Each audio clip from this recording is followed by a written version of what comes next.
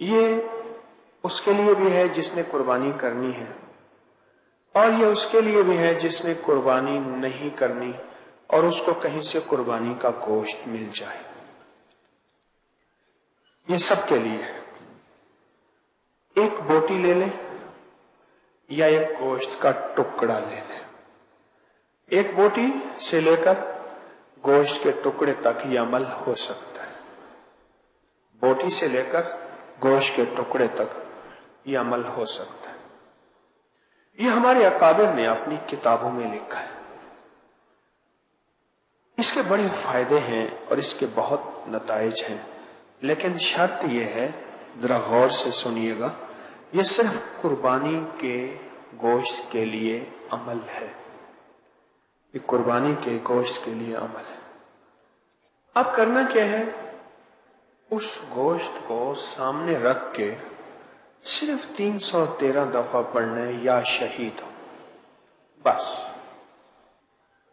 یا شہیدوں کا عمل ایک بوٹی یا گوشت کے ٹکڑے پہ 313 دفعہ پڑھیں، اور اس پہ لگتے ہیں صرف 20 منٹ یا 15 منٹ۔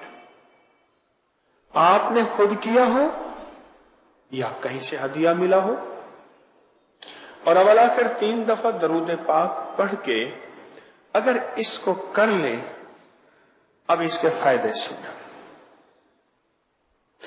اس کو کھانا نہیں ہے، خود نہیں کھانا، اس کے چھوٹے چھوٹے ٹکڑے کر کے جانوروں کو ڈال دیں۔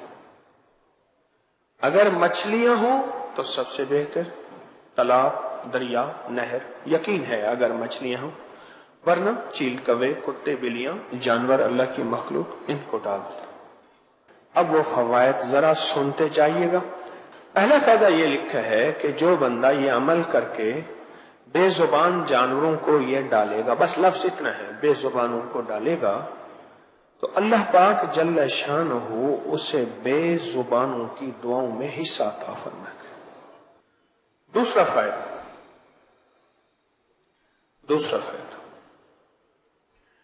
فائدہ یہ ہے کہ جو بندہ اس کو پڑھ کے بے زبانوں کو ہدیہ صدقہ کرے گا، اللہ پاک جل شانہ کو اس کو ناکہانی ایسی آفات سے بچائیں گے جس سے اس کا کوئی عضو معطل ہو جائے۔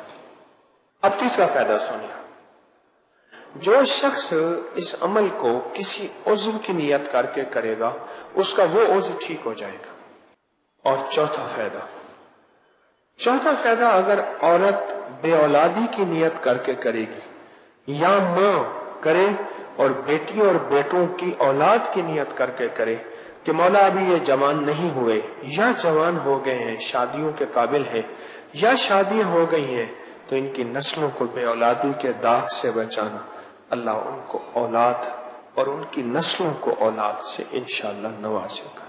جو بندہ جتنے بڑے گوشت کے ٹکڑے پہ یہ عمل کرے گا، فرمایا کہ اتنا بڑا اللہ اس کو رزق اتنا وسیع عطا فرمائے گا۔